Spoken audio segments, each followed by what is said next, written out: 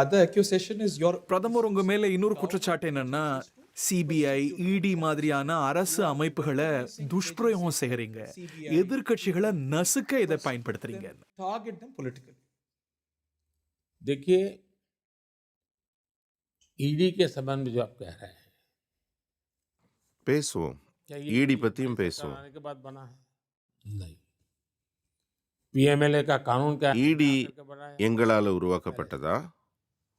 PMLA சட்டம் நாங்க தான் ईडी ने உருவாக்கணுமா? काम क्या किया है? एक இல்ல, स्वतंत्र एजेंसी है, முதல்ல இருந்தே அதெல்லாம் स्वतंत्र இருக்கு. रूप से काम कर रही है।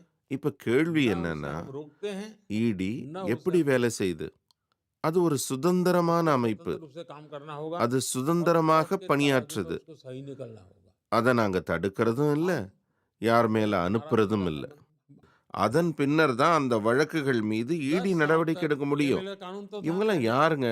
பிஎம்எல்ஏ वो तो சட்டம் என்ன पिछले நேத்து தான் வந்துச்சா? 150க்கு 150 से மேற்பட்ட ज्यादा நீதிமன்ற मामले வழக்குகள் तो पीएमएलए பிஎம்எல்ஏ சட்டத்தை முடக்கிறதுக்காக போடப்பட்டிருக்கு.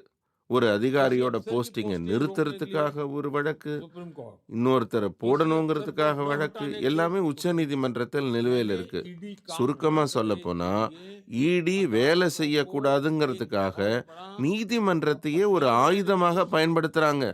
ஏன்னா वो அவங்களுக்கு उनको தெரியும் मालूम है ஊழலுக்கு कि எதிரான ईडी डालेगा மோடியின் तो நடவடிக்கை ईडी लड़ाई நிக்காதுன்னு. को रुकेगा। அதனால தான் அவங்க तो நீதிமன்றத்தின் उनको लगता மூலம் है कि इस एजेंसी இந்த के कानून ஈடியின் पर செயல்பாட்டை खत्म कर दो தடுத்து और फिर நிறுத்திடலான்னு देश பார்க்கறாங்க. में ஏன்னா भ्रष्टाचार के அப்பத்தானே அவங்க ஊழல் எல்லாம் வெளியில தெரியாது.